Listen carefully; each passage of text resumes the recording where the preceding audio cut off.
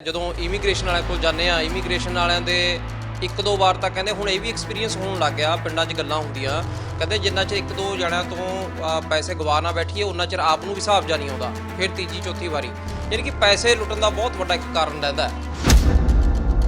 ਸੋ ਮੈਨੂੰ ਅੱਜ ਤੱਕ ਕਿਸੇ ਨਿਊਜ਼ਪੇਪਰ ਦੇ ਵਿੱਚ, ਕਦੇ ਅਖਬਾਰ ਦੇ ਵਿੱਚ, ਕਦੇ ਕਿਤੇ ਤੁਸੀਂ ਸੁਣਿਆ ਹੋਵੇ ਇੱਕ ਏਜੰਟ 10 ਬੰਦੇ ਲੈ ਕੇ ਇਕੱਠੇ ਕਰਕੇ ਕਦੇ ਕਿਸੇ ਜੱਟ ਜ਼ਮੀਂਦਾਰ ਦੇ ਘਰ ਗਿਆ ਤੇ ਉਹਦੇ ਕੰਨ 'ਚ ਜਾ ਕੇ ਰਿਵਾਲਵਰ ਰੱਖਿਆ ਵੀ ਕੱਢ 25 ਲੱਖ ਰੁਪਈਆ, ਅੱਜ ਤੇਰੇ ਮੁੰਡੇ ਨੂੰ ਅਸੀਂ ਕੈਨੇਡਾ ਭੇਜਣਾ ਹੀ ਭੇਜਣਾ।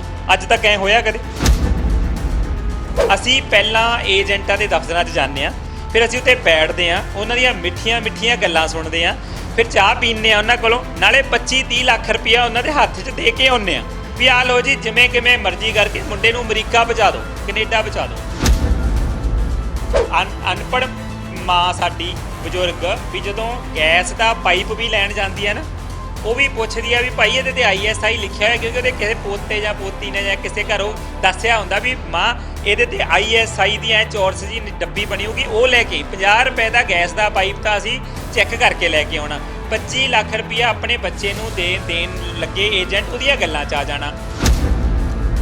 ਪਿੰਡਾਂ ਦੇ ਵਿੱਚ ਆਪਣੇ ਨਾ ਪਹਿਲਾਂ ਮਦਾਰੀ ਆਉਂਦੇ ਹੁੰਦੇ ਸੀ, ਉਹ ਡੁਗ-ਡੁਗੀ ਵਜਾਉਂਦੇ ਸੀ ਸੱਥ ਦੇ ਵਿੱਚ ਖੜੇ ਹੋ ਕੇ। ਲੋਕ ਘਰ ਦਾ ਆਪਣਾ ਕਾਰੋਬਾਰ ਛੱਡ ਕੇ, ਚੁੱਲ੍ਹਾ ਚੌਂਕਾ ਛੱਡ ਕੇ ਮਦਾਰੀ ਦੇ ਆਸੇ-ਪਾਸੇ ਖੜ ਜਾਂਦੇ ਸੀ ਆ ਕੇ।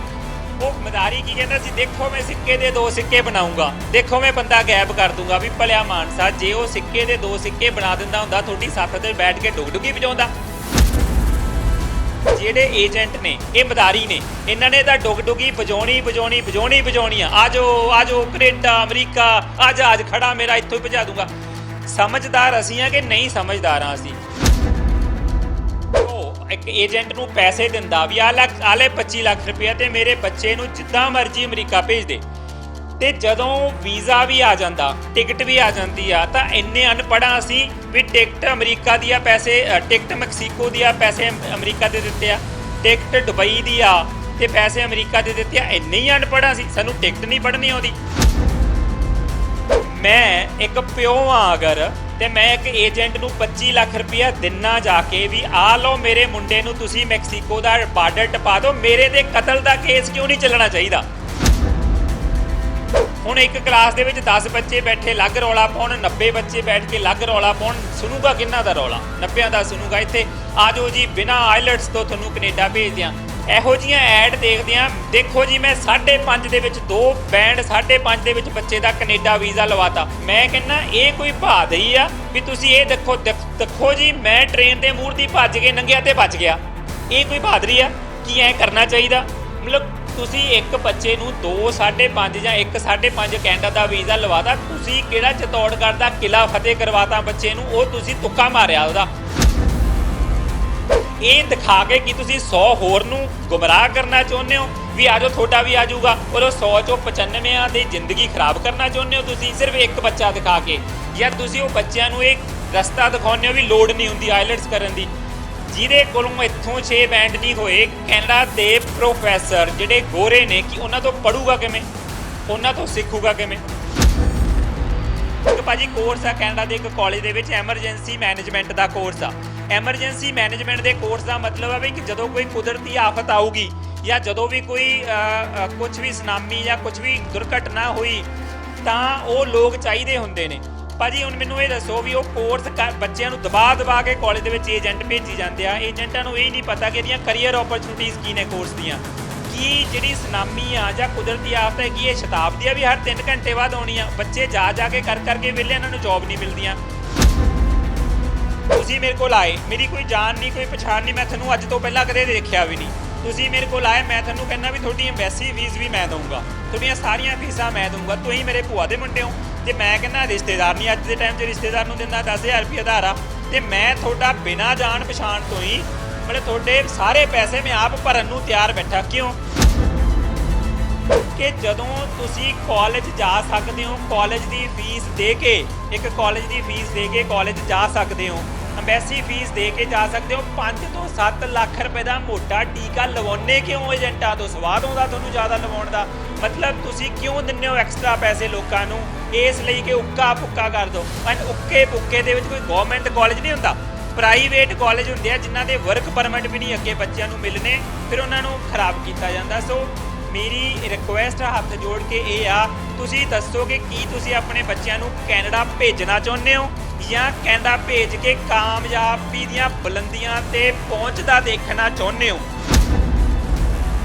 ਸਤਿ ਸ਼੍ਰੀ ਅਕਾਲ। ਵਿਦੇਸ਼ ਜਾਣ ਦਾ ਸੁਪਨਾ ਹਰ ਕਿਸੇ ਦਾ ਹੁੰਦਾ ਹੈ। ਬਹੁਤ ਸਾਰੇ ਜੇ ਕਹੀਏ ਕਿ ਖਾਸ ਕਰ ਆਪਣੇ ਪੰਜਾਬੀਆਂ ਦਾ ਤਾਂ ਹਰ ਕਿਸੇ ਨੂੰ ਹੀ ਹੈ ਕਿ ਹਰੇਕ ਘਰੋਂ ਇੱਕ ਜਵਾਕ ਜ਼ਰੂਰ ਭੇਜ ਦਈਏ, ਉਹ ਫਿਰ ਬਾਕੀਆਂ ਨੂੰ ਲੈ ਜਾਊਗਾ। ਪਰ ਆ ਕੇ ਕਹਾਣੀ ਵਿਗੜ ਜਾਂਦੀ ਹੈ ਜਦੋਂ ਇਮੀਗ੍ਰੇਸ਼ਨ ਵਾਲਿਆਂ ਕੋਲ ਜਾਂਦੇ ਆ। ਇਮੀਗ੍ਰੇਸ਼ਨ ਵਾਲਿਆਂ ਦੇ ਇੱਕ ਦੋ ਵਾਰ ਤਾਂ ਕਹਿੰਦੇ ਹੁਣ ਇਹ ਵੀ ਐਕਸਪੀਰੀਅੰਸ ਹੋਣ ਲੱਗ ਗਿਆ, ਪਿੰਡਾਂ 'ਚ ਗੱਲਾਂ ਹੁੰਦੀਆਂ, ਕਹਿੰਦੇ ਜਿੰਨਾ ਚਿਰ ਇੱਕ ਦੋ ਜਣਿਆਂ ਤੋਂ ਪੈਸੇ ਗਵਾ ਨਾ ਬੈਠੀਏ ਉਹਨਾਂ ਚਿਰ ਆਪ ਨੂੰ ਵੀ ਹਿਸਾਬ ਜਾ ਨਹੀਂ ਆਉਂਦਾ। ਫਿਰ ਤੀਜੀ ਚੌਥੀ ਵਾਰੀ ਯਾਨੀ ਕਿ ਪੈਸੇ ਲੁੱਟਣ ਦਾ ਬਹੁਤ ਵੱਡਾ ਇੱਕ ਕਾਰਨ ਰਹਿੰਦਾ। ਪਰ ਆਖਰਕਾਰ ਇਹ 'ਚ ਚੀਜ਼ਾਂ ਕਿਹੜੀਆਂ ਨੇ ਬਰੀਕੀਆਂ ਜਿਹੜੀਆਂ ਸਮਝਦੀਆਂ ਲੋਕ, ਇਹ ਬਾਕੀ ਕੋਈ ਨਹੀਂ ਦੱਸਦਾ। ਖੈਰ ਇਮੀਗ੍ਰੇਸ਼ਨ ਵਾਲੇ ਖੁਦ ਹੀ ਦੱਸਦੇ ਆ। ਫਿਰ ਸਾਡੇ ਨਾਲ ਹੈਗੇ ਨੇ ਭਾਈ ਸਾਹਿਬ ਨਾਲ ਗੱਲ ਕਰਾਂਗੇ। ਰੈਫਲ ਐਜੂਸਿਟੀ ਦੇ ਨਾਂ ਤੇ ਇਹ ਚਲਾਉਂਦੇ ਨੇ ਇਮੀਗ੍ਰੇਸ਼ਨ, ਪਰ ਇਹਨਾਂ ਤੇ ਕਿਉਂ ਭਰੋਸਾ ਕਰੀਏ ਕਿਉਂਕਿ ਇਹ ਉਹੀ ਸ਼ੁਰੂਆਤੀ ਵਾਲੀ ਪਹਿਲੇ ਦੋ 'ਚ ਤਾਂ ਨਹੀਂ ਹੈਗੇ। ਇਹ ਗੱਲ ਕਰਾਂਗੇ ਇਹਨਾਂ ਨਾਲ। ਭਾਈ ਸਾਹਿਬ ਦੇਖੀਏ ਜਿਹੜੀ ਗੱਲ ਮੈਂ ਕਹੀ ਗੱਲ ਸਹੀ ਹੈ ਕਿ ਨਹੀਂ ਪਹਿਲਾਂ ਤਾਂ? ਬਿਲਕੁਲ ਸਹੀ ਹੈ ਭਾਜੀ। ਮੈਂ ਸਵਰਨ ਸਿੰਘ ਸੰਧੂ ਜੀ ਰੈਫਲਸ ਐਜੂਸਿਟੀ ਤੋਂ। ਮੈਂ ਹਮੇਸ਼ਾ ਲੋਕਾਂ ਨੂੰ ਕੀ ਦੱਸਦਾ ਵਾਂ ਕਿ ਆਪਾਂ ਪੰਜਾਬ ਦੇ ਵਿੱਚ ਰਹਿੰਦੇ ਹਾਂ। ਸੋ ਪੂਰੇ ਇੰਡੀਆ ਦੇ ਵਿੱਚ ਅਗਰ ਦੇਖਿਆ ਜਾਵੇ, ਬੰਬੇ ਵੀ ਆ, ਬਿਹਾਰ ਦੇ ਲੋਕ ਜਿਹੜੇ ਸਾਡੇ ਪੰਜਾਬ 'ਚ ਆ ਕੇ ਕੰਮ ਵੀ ਕਰਦੇ ਆ, ਉਹ ਤਾਂ ਕਦੇ ਡੁੱਬੇ ਨਹੀਂ ਮਾਲਟਾ ਦੀਆਂ ਕਿਸ਼ਤੀਆਂ ਦੇ ਵਿੱਚ ਜਾ ਕੇ।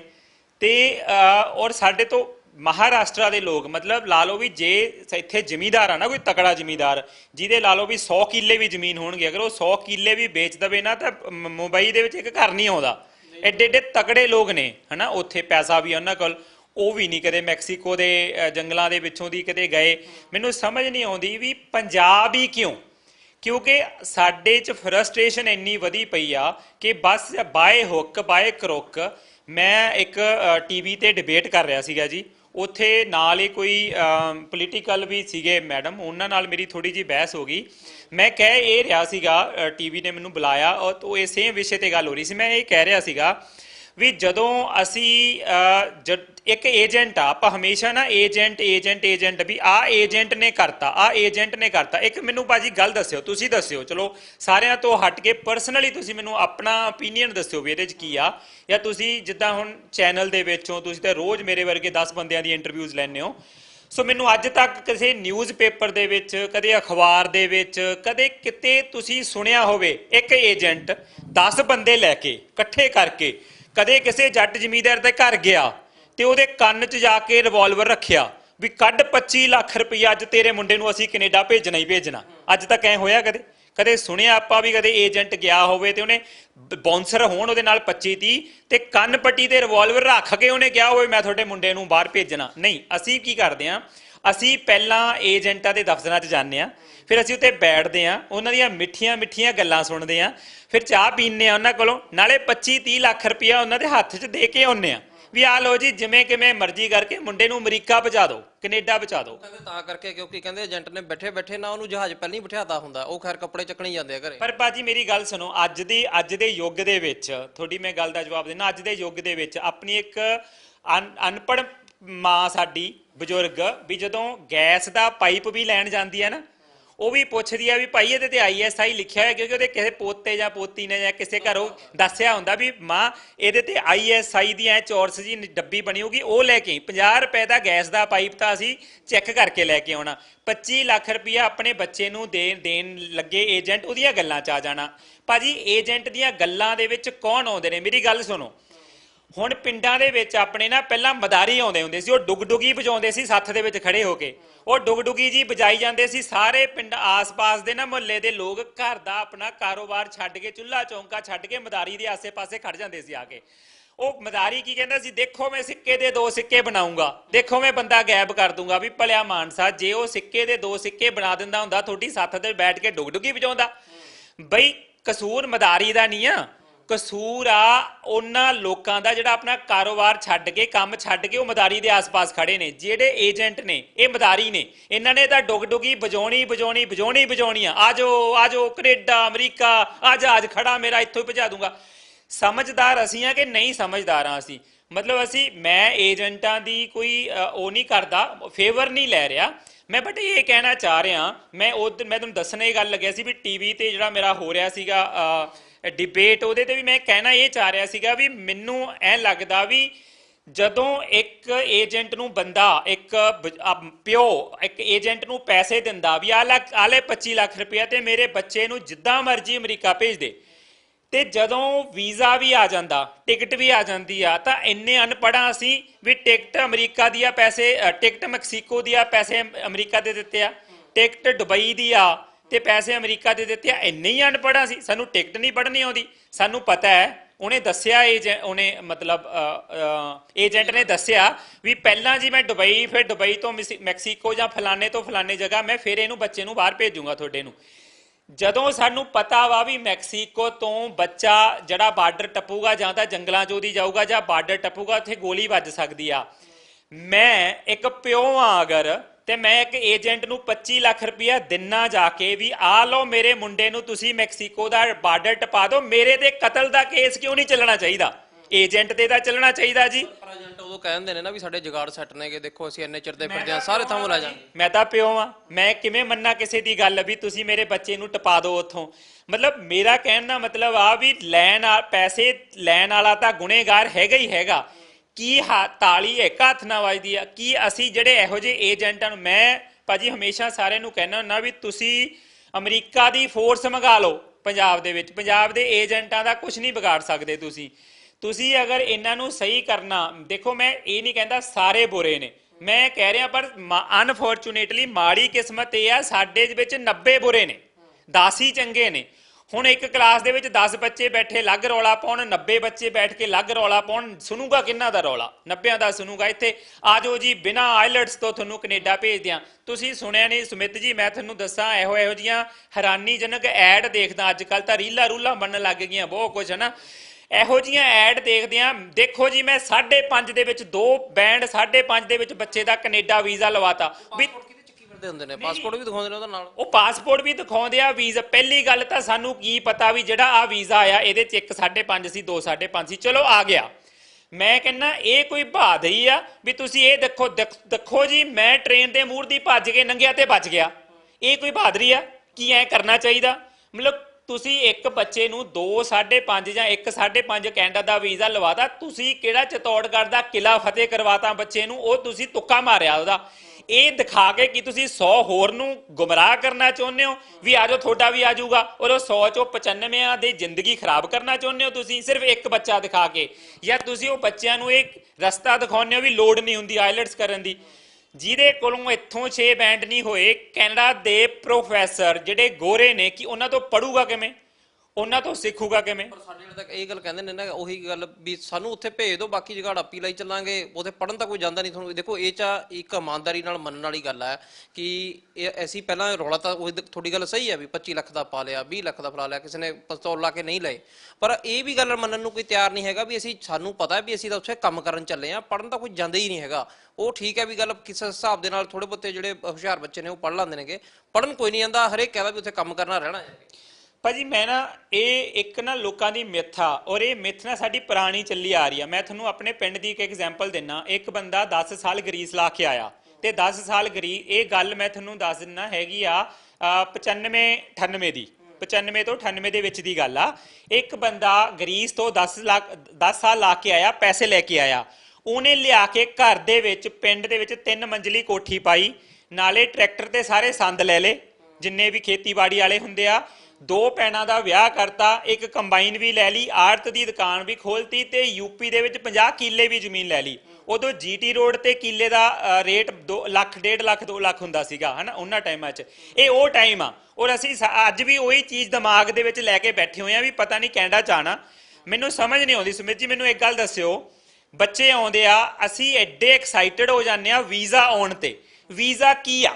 ਜਿਹੜਾ ਤੁਹਾਨੂੰ ਪਾਸਪੋਰਟ ਮਿਲਿਆ ਉਹਦੇ ਤੇ ਇੱਕ ਵੀਜ਼ੇ ਦਾ ਸਟicker ਲੱਗਿਆ। ਜੋ ਜਨਤਾ ਚਾਂਵਲਦੀ ਆ ਉਹ ਵੀਜ਼ੇ ਨੂੰ ਦੇਖ ਕੇ ਵੀ ਪਤਾ ਨਹੀਂ ਪੁੱਠੀਆਂ ਸਿੱਧੀਆਂ ਛਾਲਾਂ ਵੀ ਹੁਣ ਪਤਾ ਨਹੀਂ ਕੀ ਹੋ ਗਿਆ। ਮੈਨੂੰ ਇੱਕ ਗੱਲ ਦੱਸੋ, ਮੈਂ ਸਾਰਿਆਂ ਨੂੰ ਪੁੱਛਦਾ, ਜਿਹੜਾ ਵੀਜ਼ਾ ਆਉਂਦਾ ਕੀ ਵੀਜ਼ੇ ਦੇ ਵਿੱਚ ਥੱਲੇ ਕੋਈ ਸਕ੍ਰੈਚ ਕਾਰਡ ਵੀ ਹੁੰਦਾ ਵੀ ਜਿਹਨੂੰ ਮਾੜਾ ਜਿਹਾ ਸਕ੍ਰੈਚ ਕਰੋਗੇ ਵਿੱਚੋਂ ਲਿਖੂਗਾ ਵਾਹ ਵੀ ਵਾਹ ਤੇਰੀ ਪਰਮਾਨੈਂਟ ਰੈਜ਼ੀਡੈਂਸੀ ਪੱਕੀ, ਜਾਂ ਕਿਸੇ ਨੂੰ ਆਇਆ ਹੋਵੇ PR ਪੱਕੀ, ਜਾਂ ਕਿਸੇ ਨੂੰ ਆਇਆ ਹੋਵੇ ਤੈਨੂੰ ਵਰਕ ਪਰਮਿਟ, ਕਿਸੇ ਨੂੰ ਨਿਕਲਿਆ ਸਕ੍ਰੈਚ ਕਰਕੇ ਵੀ ਤੈਨੂੰ ਆਉਂਦੇ ਸਾਰ ਹੀ $20 ਲੱਖ ਦੇਣਾ। ਇੱਕ ਨੂੰ ਇਹ ਨਿਕਲੇ ਵਿੱਚੋਂ ਵੀ ਤੈਨੂੰ ਤਾਂ ਜਸਟਨ ਟਰੂਡੋ ਆਪ ਲੈਣ ਆਉਣਗੇ 에ਅਰਪੋਰਟ ਤੋਂ। ਮਤਲਬ ਕੀ ਇਹੋ ਜਿਹਾ ਕੁਝ ਹੁੰਦਾ? ਕੀ ਹੈ ਵੀਜ਼ਾ? ਕੀ ਹੈ ਵੀਜ਼ਾ? ਟਿਕਟ ਹੈ ਇੱਕ। ਮਤਲਬ ਤੁਸੀਂ ਇੱਥੋਂ ਦਿੱਲੀ ਜਾਣਾ ਤੇ ਇੱਥੋਂ ਤੁਹਾਨੂੰ ਸ਼ਤਾਬਦੀ 'ਚ ਚੜ੍ਹਨ ਦੇਤਾ, ਦਿੱਲੀ ਵਾਲਿਆਂ ਨੇ ਉਤਰਨ ਦੇਤਾ। ਇਹ ਇੱਕ ਵੀਜ਼ਾ, ਇੱਕ ਟਿਕਟ ਆ। ਦਿੱਲੀ 에ਅਰਪੋਰਟ ਵਾਲੇ ਤੁਹਾਨੂੰ ਜਹਾਜ਼ 'ਚ ਬੈਠਣ ਦੇ ਦੇਣਗੇ। ਕੈਨੇਡਾ ਵਾਲੇ ਤੁਹਾਨੂੰ ਜਹਾਜ਼ 'ਚੋਂ ਉਤਰ ਕੇ ਕੈਨੇਡਾ 'ਚ ਐਂਟਰ ਹੋਣ ਦੇ ਦੇਣਗੇ। ਵੀਜ਼ੇ ਦਾ ਇੰਨਾ ਹੀ ਕੰਮ ਆ, ਇਹਦੇ ਨਾਲ ਕੁਛ ਨਹੀਂ ਹੋਣ ਵਾਲਾ। ਉੱਧਰ ਜਾ ਕੇ ਕੋਈ ਜ਼ਿੰਦਗੀ ਨਹੀਂ ਬਦਲਣ ਵਾਲੀ। ਜ਼ਿੰਦਗੀ ਕਾਹਦੇ ਨਾਲ ਬਦਲਣੀ ਆ? ਜ਼ਿੰਦਗੀ ਬਦਲਣੀ ਆ ਜਦੋਂ ਅਸੀਂ ਕੈਨੇਡਾ ਦੇ ਵਿੱਚ ਜਾ ਕੇ ਸਹੀ ਕਾਲਜ ਲਿਆ, ਸਹੀ ਕੋਰਸ ਲਿਆ ਤੇ ਸਹੀ ਤਰੀਕੇ ਨਾਲ ਪੜ੍ਹਾਈ ਕੀਤੀ, ਜਿਹਦੇ ਵਿੱਚ ਉੱਥੇ ਅਸੀਂ ਕਾਮਯਾਬ ਨਹੀਂ ਹੁੰਦੇ। ਅਸੀਂ ਕੀ ਕਰਨੇ? ਕੈਨੇਡਾ ਭੇਜ ਦੋ, ਬਸ ਫਿਰ ਜਾ ਕੇ ਸਾਡੀਆਂ ਪਤਾ ਨਹੀਂ 7 ਕੁਲਾਂ ਧਰ ਜਾਣਗੀਆਂ। ਨਹੀਂ ਧਰਦੀਆਂ ਭਾਜੀ। ਉੱਥੇ ਅੱਜ ਦੇ ਟਾਈਮ ਦੇ ਵਿੱਚ 2 ਕਮਰਿਆਂ ਵਾਲਾ ਘਰ 1 ਮਿਲੀਅਨ ਦਾ ਮਿਲਦਾ। 1 ਮਿਲੀਅਨ ਹੋ ਗਿਆ 6 ਕਰੋੜ ਰੁਪਈਆ। ਇੱਕ ਮਹੀਨੇ ਦਾ ਬੰਦਾ $5000 ਇੱਕ ਕੈਨੇਡੀਅਨ ਐਵਰੇਜ ਕੈਨੇਡੀਅਨ ਜਿਹੜਾ ਸਿਟੀਜ਼ਨ ਆ, ਉਹ ਤੁਸੀਂ ਗੂਗਲ ਕਰੋ, ਲਿਖੂਗਾ ਐਵਰੇਜ ਕੈਨੇਡੀਅਨ ਸਿਟੀਜ਼ਨ ਦੀ ਜਿਹੜੀ ਸੈਲਰੀ ਆ ਮਹੀਨੇ ਦੀ $5000 ਆ। ਵਧੀਆ ਤੋਂ ਵਧੀਆ ਬੰਦਾ ਜਿਹੜਾ 5000 ਲੈਂਦਾ, $5000 ਦਾ ਬਣਿਆ 3 ਲੱਖ ਰੁਪਇਆ, ਜਿਹਦੇ 'ਚ 70-80 ਹਜ਼ਾਰ ਰੁਪਇਆ ਉਹਨਾਂ ਨੇ ਟੈਕਸ ਭਰ ਦੇਣਾ। 2.25 ਲੱਖ ਬਚਿਆ, ਜਿਹਦੇ 'ਚ ਸਵਾ ਲੱਖ ਰੁਪਇਆ ਉਹਨਾਂ ਨੇ ਆਪਣੇ ਖਰਚੇ ਕਰ ਲੈਣੇ, ਰਹਿਣ ਖਹਿਣ ਦਾ ਕਰ ਲੈਣਾ, ਕਿਉਂਕਿ ਪਾਣੀ ਦੀ ਬੋਤਲ ਵੀ $2 ਦੀ ਆਉਂਦੀ ਆ, 120, 30, 50, 150 ਰੁਪਏ ਦੀ। ਹੁਣ ਬਚਿਆ ਇੱਕ ਬੰਦੇ ਕੋਲ ਲੱਖ ਰੁਪਇਆ। ਸਾਲ ਦਾ ਕਿੰਨਾ ਬਣਿਆ? 12 ਲੱਖ ਰੁਪਇਆ। 10 ਸਾਲਾਂ ਦਾ ਕਿੰਨਾ ਬਣਿਆ? 1 ਕਰੋੜ ਰੁਪਇਆ। 6 ਕਰੋੜ ਦਾ ਘਰ ਆ, ਤਾਂ ਮਤਲਬ 60 ਸਾਲਾਂ ਦੇ ਵਿੱਚ ਬੰਦਾ ਜਾ ਕੇ ਆਪਣਾ ਘਰ ਲਊਗਾ। ਮੈਨੂੰ ਇਹ ਨਹੀਂ ਸਮਝ ਆਉਂਦੀ ਕਿ ਅਸੀਂ ਕੈਨੇਡਾ ਦੇ ਵਿੱਚ ਜਾਂਦੇ ਹਾਂ। ਦੇਖੋ, ਸਮਝ ਲਓ ਮੇਰੀ ਇੱਕ ਗੱਲ, ਮੈਂ ਸਾਰਿਆਂ ਨੂੰ ਦੱਸਣਾ ਚਾਹੁੰਦਾ, ਕੈਨੇਡਾ ਦੇ ਵਿੱਚ ਜਾਣਾ ਤੇ ਕੈਨੇਡਾ ਦੇ ਵਿੱਚ ਜਾਣਾ ਬਹੁਤ ਫਰਕ ਆ। ਕੈਨੇਡਾ 'ਚ ਜਾ ਕੇ ਲਾਈਫ ਸਟਾਈਲ ਚੇਂਜ ਕਰਨਾ, ਵਧੀਆ ਵਧੀਆ ਕੱਪੜੇ ਲੈ ਲੈਣੇ। ਮਰਸਡੀਜ਼ ਉੱਥੇ 2-2, 4-4, 5-5 ਲੱਖ ਦੀਆਂ, 10 ਲੱਖ ਦੀ ਮਿਲ ਜੂਗੀ ਤੁਹਾਨੂੰ second hand. Audi, BMW, Mercedes ਉੱਧਰ ਜਾ ਕੇ ਲੈ ਲੈਣੀ। ਉੱਧਰ ਜਾ ਕੇ ਵਧੀਆ ਕੱਪੜੇ ਲੈ ਲੈਣੇ, ਵਧੀਆ ਵਧੀਆ ਜਗ੍ਹਾ 'ਚ ਘੁੰਮਣਾ। ਨਾਲ ਤੁਹਾਡਾ ਕੈਨੇਡਾ ਜਾਣ ਦਾ ਮਕਸਦ ਪੂਰਾ ਨਹੀਂ ਹੋਇਆ। ਮੈਨੂੰ ਇੱਕ ਗੱਲ ਦੱਸੋ ਜੀ, ਅੱਜ ਦੇ ਬੱਚਿਆਂ ਦੇ ਵਿੱਚੋਂ, ਮੈਨੂੰ ਪਿਛਲੇ 5 ਸਾਲਾਂ ਦੇ ਵਿੱਚੋਂ ਜਾਂ 7-8 ਸਾਲਾਂ 'ਚੋਂ ਇੱਕ ਬੱਚਾ 1000 ਚੋਂ ਸ਼ਾਇਦ 10 ਬੱਚੇ ਇਹੋ ਜਿਹੇ ਹੋਣਗੇ, ਮੈਨੂੰ 1000 ਚੋਂ 990 ਬੱਚੇ ਇਹ ਦੱਸਣ ਵੀ ਜਦੋਂ ਅਸੀਂ ਕੈਨੇਡਾ ਗਏ ਸੀਗੇ ਉਦੋਂ ਮੇਰੇ ਪਿਓ ਕੋਲ 10 ਕਿੱਲੇ ਸੀਗੇ, ਜਦੋਂ ਹੁਣ ਮੈਂ 10 ਸਾਲਾਂ ਬਾਅਦ ਮੇਰੇ ਪਿਓ ਕੋਲ 100 ਕਿੱਲਾ। ਉਹ ਮੈਂ ਕਹਿੰਦਾ ਜਿਹੜੇ 10 ਸੀਗੇ ਉਹਨਾਂ 'ਚੋਂ ਵੀ 5 ਵਿਕਵਾਤੇ ਹੋਣਗੇ। ਪਰ ਇਹਦੇ 'ਚ ਇਹ ਦੱਸੋ ਵੀ ਆਖਰ ਜਦੋਂ ਉਹ ਜਾਂਦੇ ਨੇ, ਆਖਰ ਹੁਣ ਕਿੰਨੀਆਂ ਵੀਡੀਓ ਉੱਥੋਂ ਦੇ ਵੀ ਦੇਖ ਲਏ, ਇੱਥੇ ਤੱਕ ਕਹੀ ਜਾਂਦੇ ਨੇ, ਕਹਿੰਦੇ ਕੁੜੀਆਂ ਤਾਂ ਹੀ ਜਾ ਕੇ ਫਿਰ ਉੱਥੇ ਧੰਦਾ ਕਰਦੀਆਂ ਨੇ, ਫਿਰ ਜਾ ਕੇ ਕਿਤੇ ਉਹਨਾਂ ਦੇ ਰੁਜ਼ਗਾਰ ਚੱਲਦੇ ਨੇਗੇ, ਰੋਟੀ ਪਾਣੀ ਚੱਲਦਾ। ਉੱਥੇ ਜਾ ਕੇ ਇਹਦਾ ਮੇਨ ਡਿਫਰੈਂਸ ਰਹਿ ਕਿੱਥੇ ਜਾਂਦਾ? ਉੱਥੇ ਜਾ ਕੇ ਕਮੀਆਂ ਕੀ ਰਹਿ ਜਾਂਦੀਆਂ ਨੇ? ਜਿਹੜੀ ਗੱਲ ਤੁਸੀਂ ਕਹੀ ਕਿ ਉੱਥੇ ਰਹਿਣਾ, ਉੱਥੇ ਬਸਣਾ ਤੇ ਉੱਥੇ ਕਮਾਈ ਕਰਨਾ, ਤੇ ਦੂਜੇ ਪਾਸੇ ਇਹ ਹੈ ਕਿ ਸਿਰਫ ਤੁਸੀਂ ਘੁੰਮਣ ਫਿਰਨ ਜਾਂਦੇ ਹੋਗੇ ਜਾਂ ਫਿਰ ਵਧੀਆ ਫੋਟੋਆਂ ਖਿਚਾ ਲੈਂਦੇ ਹੋ, ਇਹਨਾਂ ਦੋਨਾਂ 'ਚ ਫਰਕ ਕੀ ਹੈ? ਤੇ ਇਹਦਾ ਫਰਕ ਕੀ ਹੈ ਫਿਰ ਦੋਨਾਂ 'ਚ? ਹਾਂਜੀ, ਮੈਂ ਨਾ ਹਮੇਸ਼ਾ ਮੈਨੂੰ ਕਈ ਵਾਰ ਬਹੁਤ ਸਾਰੇ ਲੋਕ ਕਹਿਣਗੇ ਸਮਿਤ ਜੀ ਕਿ ਭਾਜੀ ਤੁਸੀਂ ਕੈਨੇਡਾ ਭੇਜਦੇ ਹੋ, ਫਿਰ ਤੁਸੀਂ ਕੈਨੇਡਾ ਦਾ ਹੀ ਫਿਰ ਉਲਟ ਬੋਲੀ ਜਾਂਦੇ ਹੋ ਵੀ ਇਹਦਾ ਦਾ ਮਤਲਬ ਇਹ ਹੋਇਆ ਵੀ ਕੈਨੇਡਾ ਜਾਣਾ ਨਹੀਂ ਚਾਹੀਦਾ। ਨਹੀਂ, ਮੇਰਾ ਕਹਿਣ ਦਾ ਮਤਲਬ ਆ ਕੈਨੇਡਾ ਜਾਣਾ ਚਾਹੀਦਾ, ਬਟ ਕੈਨੇਡਾ ਕਿਵੇਂ ਜਾਣਾ ਚਾਹੀਦਾ, ਕਿਹੜੇ ਕਾਲਜਾਂ ਦੇ ਵਿੱਚ ਜਾਣਾ ਚਾਹੀਦਾ, ਕਿਹੜੇ ਕੋਰਸ ਦੇ ਵਿੱਚ ਜਾਣਾ ਚਾਹੀਦਾ। ਹੁਣ ਮੈਂ ਤੁਹਾਨੂੰ ਇੱਕ ਐਗਜ਼ਾਮਪਲ ਦਿੰਦਾ ਕਿ ਕੋਈ ਬੰਦਾ ਤਾਮਿਲਨਾਡੂ ਦੇ ਵਿੱਚ, ਕੇਰਲਾ ਦੇ ਵਿੱਚ ਜਾ ਕੇ ਮੱਕੀ ਦੀ ਰੋਟੀ ਤੇ ਸਰੋਂ ਦੇ ਸਾਗ ਦਾ ਢਾਬਾ ਖੋਲ ਲਵੇ, ਕੀ ਚੱਲ ਜੂਗਾ? ਕੀ ਇੱਧਰ ਪੰਜਾਬ ਦੇ ਵਿੱਚ ਮੱਛੀ ਚਾਵਲ ਦਾ ਢਾਬਾ ਖੋਲ ਲਈਏ, ਪੂਰੀ ਦਬਾ ਕੇ ਕਮਾਈ ਕਰੂਗਾ?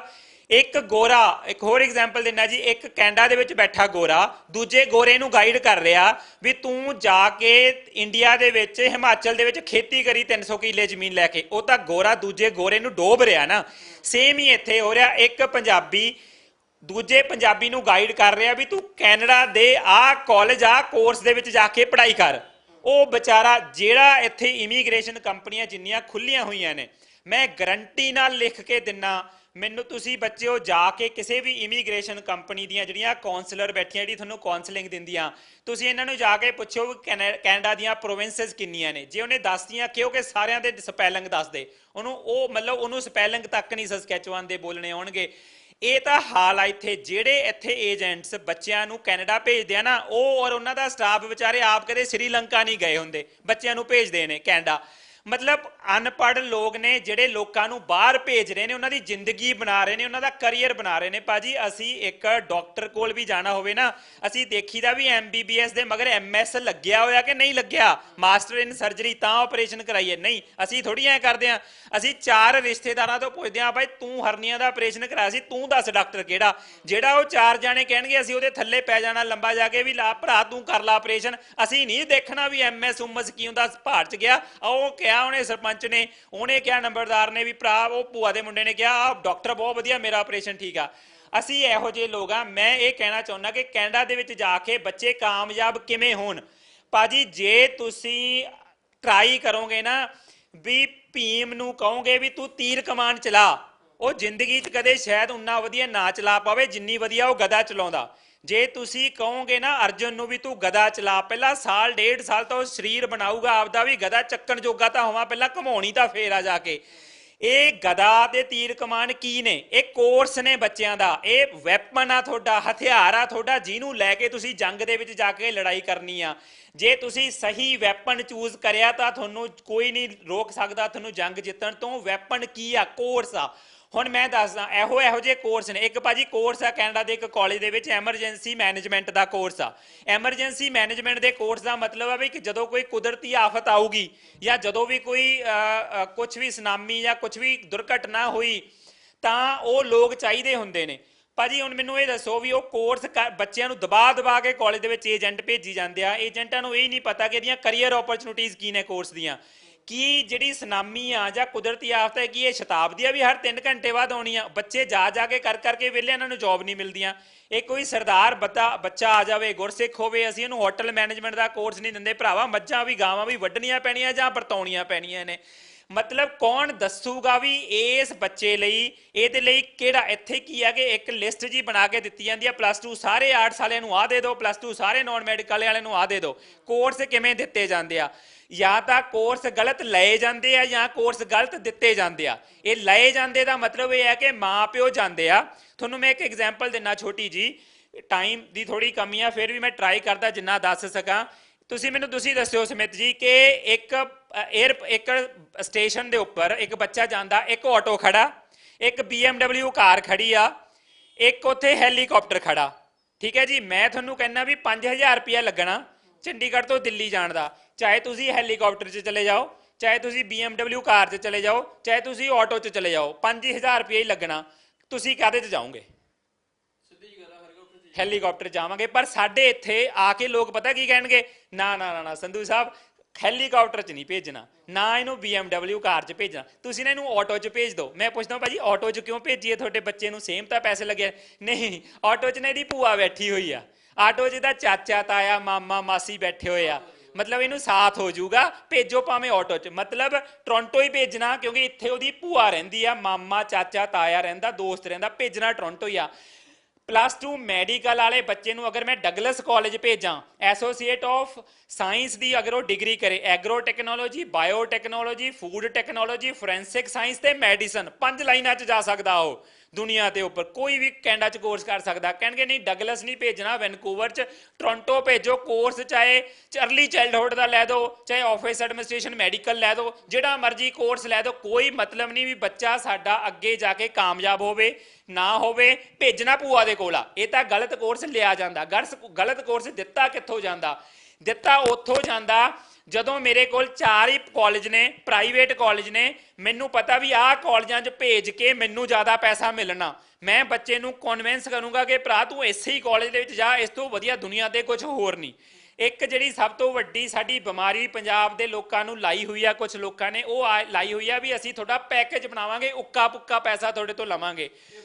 ਚੱਲਦਾ ਤੇ ਲੋਕਾਂ ਨੂੰ ਲੱਗਦਾ ਵੀ ਠੀਕ ਹੈ ਇੱਕ ਵਾਰੀ ਉਹ ਕਰ ਦਾਂਗੇ, ਕਿਉਂਕਿ ਉਹ ਏਜੰਟਾਂ ਨੇ ਉਹ ਵੀ ਕਹਾਣੀ ਖਰਾਬ ਕਰਤੀ ਨਾ ਵੀ ਕਦੇ ਆਹ ਫੀਸ ਦੇ ਕਦੇ ਉਹ ਫੀਸ ਦੇ। ਅਗਲਾ ਕਹਿੰਦਾ ਯਾਰ ਇਸ ਦਾ ਠੇਕਾ ਕਰ ਲਓ, ਬਸ ਠੇਕਾ ਤਾਂ ਕਰ ਲਓ। ਭਾਜੀ ਮੈਨੂੰ ਇੱਕ ਦੱਸੋ ਸਮਿਤ ਜੀ ਗੱਲ ਵੀ ਮੈਂ ਤੁਹਾਡੀ ਐਮਬੈਸੀ ਫੀਸ, ਤੁਸੀਂ ਮੇਰੇ ਕੋਲ ਆਏ, ਮੇਰੀ ਕੋਈ ਜਾਣ ਨਹੀਂ ਕੋਈ ਪਛਾਣ ਨਹੀਂ, ਮੈਂ ਤੁਹਾਨੂੰ ਅੱਜ ਤੋਂ ਪਹਿਲਾਂ ਕਦੇ ਦੇਖਿਆ ਵੀ ਨਹੀਂ, ਤੁਸੀਂ ਮੇਰੇ ਕੋਲ ਆਏ, ਮੈਂ ਤੁਹਾਨੂੰ ਕਹਿੰਦਾ ਵੀ ਤੁਹਾਡੀ ਐਮਬੈਸੀ ਫੀਸ ਵੀ ਮੈਂ ਦਊਂਗਾ, ਤੁਹਾਡੀਆਂ ਸਾਰੀਆਂ ਫੀਸਾਂ ਮੈਂ ਦਊਂਗਾ। ਤੁਸੀਂ ਮੇਰੇ ਭੂਆ ਦੇ ਮੁੰਡੇ ਹੋ ਤੇ ਮੈਂ ਕਹਿੰਦਾ ਰਿਸ਼ਤੇਦਾਰ ਨਹੀਂ, ਅੱਜ ਦੇ ਟਾਈਮ 'ਚ ਰਿਸ਼ਤੇਦਾਰ ਨੂੰ ਦਿੰਦਾ 10,000 ਰੁਪਏ ਆਧਾਰ ਆ, ਤੇ ਮੈਂ ਤੁਹਾਡਾ ਬਿਨਾਂ ਜਾਣ ਪਛਾਣ ਤੋਂ ਹੀ ਮਤਲਬ ਤੁਹਾਡੇ ਸਾਰੇ ਪੈਸੇ ਮੈਂ ਆਪ ਭਰਨ ਨੂੰ ਤਿਆਰ ਬੈਠਾ। ਕਿਉਂ? ਕਿਉਂਕਿ ਮੈਨੂੰ ਪਤਾ ਵਾ ਵੀ ਕੰਨ ਤੁਹਾਡਾ ਮੈਂ ਐ ਨਹੀਂ ਫੜਨਾ, ਘੁਮਾ ਕੇ ਫੜਨਾ। 10 20 ਹਜ਼ਾਰ 15 ਹਜ਼ਾਰ ਰੁਪਇਆ ਮੈਂ ਤੁਹਾਡਾ ਦੇ ਕੇ ਜਿਹੜੀ ਤੁਹਾਨੂੰ ਕੁੰਡੀ ਮਾਰਨੀ ਆ ਉਹ 5 ਤੋਂ 6 ਲੱਖ ਦੀ ਮਾਰਨੀ ਆ। ਮੈਨੂੰ ਇਹ ਨਹੀਂ ਸਮਝ ਹੋਈ ਕਿ ਜਦੋਂ ਤੁਸੀਂ ਕਾਲਜ ਜਾ ਸਕਦੇ ਹੋ, ਕਾਲਜ ਦੀ ਫੀਸ ਦੇ ਕੇ, ਇੱਕ ਕਾਲਜ ਦੀ ਫੀਸ ਦੇ ਕੇ ਕਾਲਜ ਜਾ ਸਕਦੇ ਹੋ, ਅੰਬੈਸੀ ਫੀਸ ਦੇ ਕੇ ਜਾ ਸਕਦੇ ਹੋ, 5 ਤੋਂ 7 ਲੱਖ ਰੁਪਏ ਦਾ ਮੋਟਾ ਟੀਕਾ ਲਵਾਉਣੇ ਕਿਉਂ ਏਜੰਟਾਂ ਤੋਂ? ਸਵਾਦ ਆਉਂਦਾ ਤੁਹਾਨੂੰ ਜ਼ਿਆਦਾ ਲਵਾਉਣ ਦਾ? ਮਤਲਬ ਤੁਸੀਂ ਕਿਉਂ ਦਿੰਦੇ ਹੋ ਐਕਸਟਰਾ ਪੈਸੇ ਲੋਕਾਂ ਨੂੰ? ਇਸ ਲਈ ਕਿ ਉੱਕਾ ਪੁੱਕਾ ਕਰ ਦਿਓ। ਐਂਡ ਉੱਕੇ ਪੁੱਕੇ ਦੇ ਵਿੱਚ ਕੋਈ ਗਵਰਨਮੈਂਟ ਕਾਲਜ ਨਹੀਂ ਹੁੰਦਾ। ਪ੍ਰਾਈਵੇਟ ਕਾਲਜ ਹੁੰਦੇ ਆ ਜਿਨ੍ਹਾਂ ਦੇ ਵਰਕ ਪਰਮਿਟ ਵੀ ਨਹੀਂ ਅੱਗੇ ਬੱਚਿਆਂ ਨੂੰ ਮਿਲਣੇ, ਫਿਰ ਉਹਨਾਂ ਨੂੰ ਖਰਾਬ ਕੀਤਾ ਜਾਂਦਾ। ਸੋ ਮੇਰੀ ਰਿਕੁਐਸਟ ਹੱਥ ਜੋੜ ਕੇ ਇਹ ਆ, ਤੁਸੀਂ ਦੱਸੋ ਕਿ ਕੀ ਤੁਸੀਂ ਆਪਣੇ ਬੱਚਿਆਂ ਨੂੰ ਕੈਨੇਡਾ ਭੇਜਣਾ ਚਾਹੁੰਦੇ ਹੋ ਜਾਂ ਕੈਨੇਡਾ ਭੇਜ ਕੇ ਕਾਮਯਾਬੀ ਦੀਆਂ ਬੁਲੰਦੀਆਂ ਤੇ ਪਹੁੰਚਦਾ ਦੇਖਣਾ ਚਾਹੁੰਦੇ ਹੋ। ਅਗਰ ਤੇ ਤੁਸੀਂ ਚਾਹੁੰਦੇ ਹੋ ਕਿ ਬੱਚਿਆਂ ਨੂੰ ਸਿਰਫ ਕੈਨੇਡਾ ਭੇਜਣਾ, ਜਿੱਥੋਂ ਮਰਜ਼ੀ ਵੀਜ਼ਾ ਲਗਵਾ ਦਿਓ। ਅਗਰ ਤੁਸੀਂ ਚਾਹੁੰਦੇ ਹੋ ਕਿ ਤੁਹਾਡੇ ਬੱਚੇ ਉੱਧਰ ਜਾ ਕੇ ਕਾਮਯਾਬ ਹੋਣ, ਮਤਲਬ ਰੈਫਲਸ ਐਡੂਸਿਟੀ ਦਾ ਜਿਹੜਾ ਸਾਡਾ ਕੰਮ ਆ ਜੀ, ਅਸੀਂ ਬੱਚੇ ਨੂੰ ਆਈਲੈਟਸ ਕਰਾਉਣ ਤੋਂ ਲੈ ਕੇ ਵੀਜ਼ਾ ਲਗਵਾਉਣ ਤੱਕ, ਉਹਦਾ 에ਅਰਪੋਰਟ ਪਿਕਅਪ ਅਕਮੋਡੇਸ਼ਨ ਅਰੇਂਜਮੈਂਟ ਕਰਾਉਣ ਤੱਕ, ਬੱਚੇ ਦੀ ਪੜ੍ਹਾਈ ਦੇ ਵਿੱਚ, ਹੁਣ ਮੈਂ 3 ਦਿਨ ਪਹਿਲਾਂ ਕੈਨੇਡਾ ਤੋਂ ਆਇਆ, ਸਾਰੇ ਬੱਚੇ ਜਿੰਨੇ ਭੇਜੇ ਨੇ ਮੈਕਸਿਮਮ ਨੂੰ ਮਿਲ ਕੇ ਆਇਆ। ਕੈਨੇਡਾ ਦੇ ਵਿੱਚ ਬੱਚਿਆਂ ਨੂੰ ਜਾ ਕੇ ਮਿਲਦੇ ਆ ਵੀ ਪੜ੍ਹਦੇ ਕੋਈ ਪ੍ਰੋਬਲਮ ਤਾਂ ਨਹੀਂ, ਪੜ੍ਹਾਈ ਤੋਂ ਬਾਅਦ ਉਹਨਾਂ ਦਾ ਵਰਕ ਪਰਮਿਟ ਲੈ ਕੇ ਦੇਣ 'ਚ ਉਹਨਾਂ ਦੀ ਹੈਲਪ ਕਰਨੀ ਆ, PR ਲੈ ਕੇ ਦੇਣ 'ਚ ਉਹਨਾਂ ਦੀ ਹੈਲਪ ਕਰਨੀ ਆ, ਜੌਬ ਲੱਭਣ 'ਚ ਉਹਨਾਂ ਦੀ ਹੈਲਪ ਕਰਨੀ ਆ, ਬੱਚਿਆਂ ਦੇ ਸਪਾਊਸ ਦਾ ਵੀਜ਼ਾ ਲੈ ਕੇ ਦਿੰਨੇ ਆ ਜੀ, ਬੱਚਿਆਂ ਦੇ ਮਾਂ-ਪਿਓ ਦਾ ਪਹਿਲਾਂ ਵਿਜ਼ਿਟਰ ਵੀਜ਼ਾ, ਫਿਰ ਉਹਨਾਂ ਦਾ ਜਦੋਂ ਐਲੀਜੀਬਿਲਟੀ ਬਣ ਜਾਂਦੀ ਆ ਫਿਰ ਸੁਪਰ ਵੀਜ਼ਾ, ਜਦੋਂ ਐਲੀਜੀਬਿਲਟੀ ਬਣ ਜਾਂਦੀ ਆ ਫਿਰ ਉਹਨਾਂ ਦੀ PR, ਫਿਰ ਉਹਨਾਂ ਦੀ ਸਿਟੀਜ਼ਨਸ਼ਿਪ ਕਰਾਉਣ ਤੱਕ ਅਸੀਂ ਬੱਚਿਆਂ ਦਾ ਧਿਆਨ ਰੱਖਦੇ ਆ। ਮਤਲਬ ਵੀਜ਼ਾ ਲਵਾ ਕੇ ਲੋਕ ਕਹਿੰਦੇ ਤੁਹਾਡਾ ਕੰਮ ਖਤਮ ਹੋ ਗਿਆ, ਅਸੀਂ ਕਹਿੰਦੇ ਆ ਸਾਡਾ ਕੰਮ ਸ਼ੁਰੂ ਹੋ ਗਿਆ। ਜੇ ਤੁਸੀਂ ਚਾਹੁੰਦੇ ਹੋ ਕਿ ਤੁਹਾਡੇ ਬੱਚੇ ਉੱਧਰ ਜਾ ਕੇ ਧੱਕੇ ਨਾ ਖਾਣ, ਮੈਨੂੰ ਇੱਕ ਗੱਲ ਦੱਸੋ ਸੁਮਿਤ ਜੀ, ਮੈਂ ਅਗਰ ਮੇਰਾ ਹੀ ਬੇਟਾ ਹੋਵੇ, ਮੈਂ ਆਪਣਾ ਇੱਕ ਆਮ ਨਾਰਮਲ ਜ਼ਿਮੀਂਦਾਰ ਹੋਵਾਂ, ਮੈਂ ਜਿੰਨੀ ਮੇਰੇ ਕੋਲ ਪੂੰਜੀ ਆ ਮੈਂ ਲਾ ਕੇ ਭੇਜਤਾ। 1 ਸਾਲ ਦੀ 8 ਤੋਂ 10 ਲੱਖ ਰੁਪਇਆ ਸਾਲ ਦੀ ਫੀਸ ਆ, 6 ਲੱਖ ਰੁਪਇਆ GIC ਜਮ੍ਹਾਂ ਕਰਾਉਣਾ ਪੈਂਦਾ, 8 ਲੱਖ ਅਗਲੇ ਸਾਲ ਦੀ ਫੀਸ ਸਾਨੂੰ ਦੇਣੀ ਪੈਂਦੀ ਆ।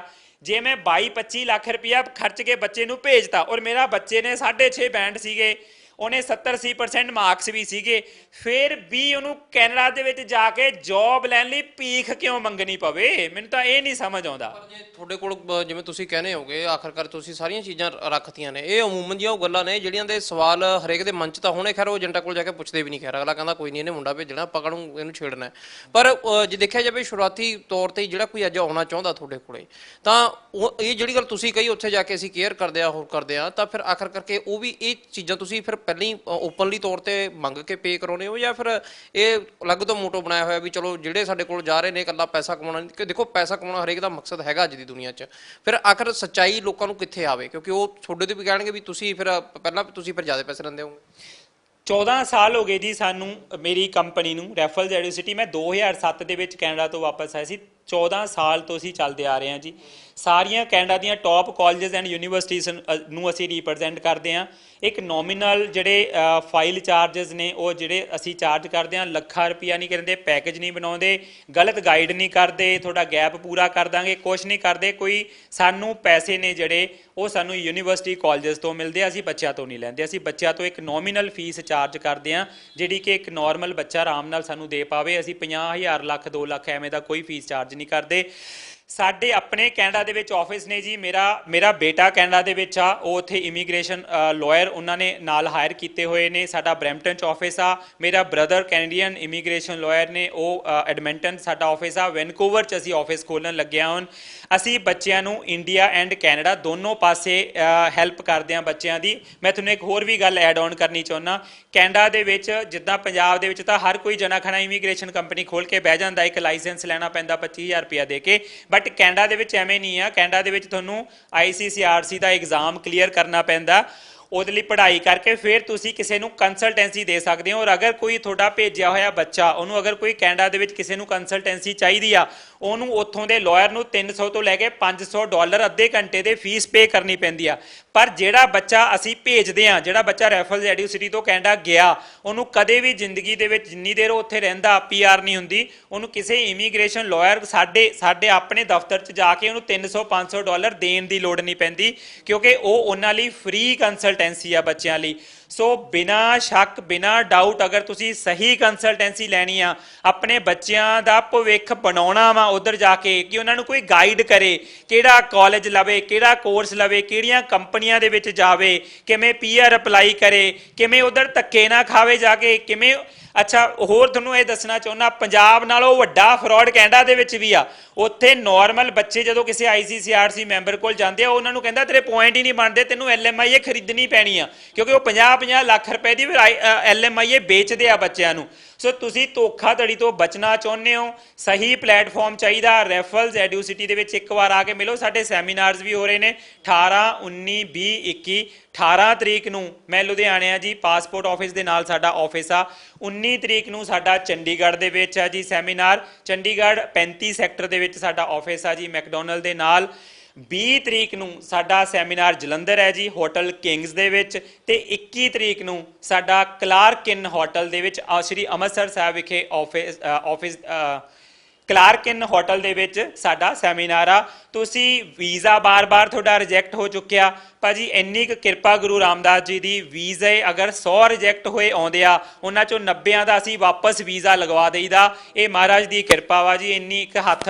ਪਰ ਇਹ ਆ ਕਿ ਹੁਣ ਇਹ ਵੀ ਮੈਂ ਕਹਿਣਾ ਚਾਹੁੰਦਾ ਵੀ ਪਹਿਲੀ ਵਾਰ ਵੀ ਆ ਜਾਇਆ ਕਰੋ, ਸਾਰੇ ਵੀਜ਼ਾ ਰਿਜੈਕਟ ਕਰਾ ਕੇ ਨਾ ਆਇਆ ਕਰੋ ਵੀ ਚਲੋ ਸਵਰਨ ਸੰਧੂ ਨੇ ਰਿਜੈਕਟ ਹੋਇਆ ਵੀਜ਼ਾ ਵੀ ਲਵਾ ਦੇਣਾ। ਪਹਿਲਾਂ ਹੀ ਆ ਜਾਓ, ਵੀਜ਼ਾ ਰਿਜੈਕਟ ਨਹੀਂ ਹੋਗਾ। ਵਿਜ਼ਟਰ ਵੀਜ਼ਾ, ਟੂਰਿਸਟ ਵੀਜ਼ਾ ਲੈਣਾ, ਤੁਸੀਂ ਬਿਜ਼ਨਸ ਵੀਜ਼ਾ ਲੈਣਾ, ਤੁਸੀਂ ਆਪਣੀ ਕੋਈ ਰੀਅਲ ਐਸਟੇਟ ਪ੍ਰਾਪਰਟੀ ਖਰੀਦਣੀ ਹੈ ਕੈਨੇਡਾ ਦੇ ਵਿੱਚ, ਆਪਣੇ ਬੱਚੇ ਨੂੰ ਪ੍ਰਾਪਰਟੀ ਖਰੀਦ ਕੇ ਦੇਣੀ ਆ, ਅਗਰ ਤੁਸੀਂ ਉੱਧਰ ਆਪਣਾ ਕੋਈ ਬਿਜ਼ਨਸ ਸਟਾਰਟ ਕਰਾਉਣਾ, ਤੁਸੀਂ ਨਵਾਂ ਬਿਜ਼ਨਸ ਸ਼ੁਰੂ ਕਰਕੇ ਆਪਣੇ ਪਰਿਵਾਰ ਦੀ ਪਰਮਾਨੈਂਟ ਰੈਜ਼ੀਡੈਂਸੀ ਲੈਣੀ ਆ, ਇੱਕ ਵਾਰ ਜ਼ਰੂਰ ਸੇਵਾ ਦਾ ਮੌਕਾ ਦੇਵੋ। ਠੱਗੀ ਐਂਡ ਠੋਰੀ ਤੋਂ ਬਚੋ, ਕਿਸੇ ਨੇ ਤੁਹਾਨੂੰ ਗਾਈਡ ਨਹੀਂ ਕਰਨਾ, ਆਪਣਾ ਦਿਮਾਗ ਲਾਉਣਾ ਪੈਣਾ ਤੁਹਾਨੂੰ, ਖੁਦ ਤੁਹਾਨੂੰ ਸੋਚਣਾ ਪੈਣਾ ਕਿ ਕਿਹੜੇ ਲੋਕ ਚੰਗੇ ਨੇ ਕਿਹੜੇ ਮਾੜੇ ਨੇ, ਕਿਉਂਕਿ ਜਿਹੜੇ ਮਾੜੇ ਨੇ ਉਹ ਐਡ ਜ਼ਿਆਦਾ ਕਰਦੇ ਨੇ, ਜਿਹੜੇ ਚੰਗੇ ਨੇ ਉਹਨਾਂ ਕੋਲ ਇੰਨੇ ਪੈਸੇ ਨਹੀਂ ਹੁੰਦੇ ਕਿ ਅਸੀਂ ਭਰ ਕੇ ਅਖਬਾਰਾਂ ਦੇ ਵਿੱਚ ਐਡ ਕਰ ਸਕੀਏ। ਅਸੀਂ ਕੰਮ ਵਧੀਆ ਕਰ ਸਕਦੇ ਹਾਂ ਬਟ ਰੌਲਾ ਜ਼ਿਆਦਾ ਨਹੀਂ ਪਾ ਸਕਦੇ। ਬਿਲਕੁਲ ਗੱਲ ਉਹੀ ਆ ਜਾਂਦੀ ਹੈ ਕਿ ਆਖਰ ਜਦੋਂ ਬੰਦਾ ਨਿਕਲਦਾ ਨਾ ਪੂਰੀ ਮੰਡੀ 'ਚ, ਬਹੁਤ ਸਾਰੀਆਂ ਦੁਕਾਨਾਂ ਦੇਖਦਾ ਜਾਂ ਬਹੁਤ ਸਾਰੀਆਂ ਜੇ ਆਪਾਂ ਕਹੀਏ ਆਸੇ-ਪਾਸੇ ਦੀਆਂ ਥਾਵਾਂ ਦੇਖਦਾ, ਐਡਾਂ ਹਰੇਕ ਥਾਵੇਂ ਭਰੀਆਂ ਗਈਆਂ ਨੇ, ਪਰ ਐਡਾਂ ਤੋਂ ਬਾਅਦ ਜੇ ਦੇਖਿਆ ਜਾਵੇ ਆਖਰ ਕਿੰਨਾ ਕੁ ਜ਼ਿਆਦਾ ਯਕੀਨ ਤੁਸੀਂ ਕਿਹਦੇ ਕਰ ਸਕਦੇ ਹੋ। ਉਹ ਗੱਲਾਂ ਹੁਣ ਜਿਵੇਂ ਸੰਧੂ ਹੋਰਾਂ ਨੇ ਦੱਸੀਆਂ ਨੇ, ਤਾਂ ਇਹਦੇ 'ਚ ਇੱਕ ਗੱਲ ਇਹੀ ਹੈ ਵੀ ਜੇ ਕੋਈ ਸ਼ੱਕ ਸ਼ੋਭਾ ਫਿਰ ਵੀ ਰਹਿ ਗਈ ਹੋਵੇ, ਵੈਸੇ ਤਾਂ ਅਸੀਂ ਪੁੱਛਣ ਦੀ ਕੋਸ਼ਿਸ਼ ਕਰੀ ਆ, ਤਾਂ ਫਿਰ ਜਿਹੜੇ ਇਹਨਾਂ ਦੇ ਦਿਨ ਸੈਮੀਨਾਰ ਨੇ ਸਿੱਧਾ ਆ ਕੇ ਪੁੱਛਿਓ, ਦਿਲ ਖੋਲ ਕੇ ਪੁੱਛਣ ਦੀ ਲੋੜ ਹੈ। ਇਹ ਨਾ ਇੱਕ ਝਿਜਕਾਇਆ ਕਰੋ ਜਦੋਂ ਤੁਸੀਂ ਇਹਨਾਂ ਵਾਲੀ ਗੱਲ ਕਿ 20-25 ਲੱਖ ਰੁਪਇਆ ਦੇਣਾ, ਤਾਂ ਫਿਰ ਸਾਰੀਆਂ ਗੱਲਾਂ ਕਲੀਅਰ ਕਿਉਂ ਨਹੀਂ ਕਰਦੇ। ਤੇ ਨਾਲ ਹੀ ਉਹਨਾਂ ਰਿਸ਼ਤੇਦਾਰਾਂ ਜਾਂ ਉਹਨਾਂ ਜਾਣ ਪਹਿਚਾਣ ਵਾਲਿਆਂ ਨੂੰ, ਖੈਰ ਵੈਰੀ ਤਾਂ ਨਹੀਂ ਕਹਾਂਗੇ ਅਸੀਂ ਕਿਉਂਕਿ ਤੁਹਾਡੇ ਸਗੇ ਸੰਬੰਧੀ ਹੋ ਸਕਦੇ ਨੇ, ਪਰ ਉਹਨਾਂ ਦੀ ਸਲਾਹ ਤੋਂ ਜ਼ਰੂਰ ਬਚੋ ਜਿਹੜੇ ਆਖਰ ਲਾਸਟ ਦੇ ਵਿੱਚ ਜਾ ਕੇ ਜੇ ਕਹੀਏ ਤੁਹਾਨੂੰ ਡੋਬਾ ਦੇਣ ਵਾਲਾ ਕੰਮ ਕਰ ਦਿੰਦੇ ਨੇ। Senior video journalist Kamal Daras, missing daily post Punjabi, Chandigarh.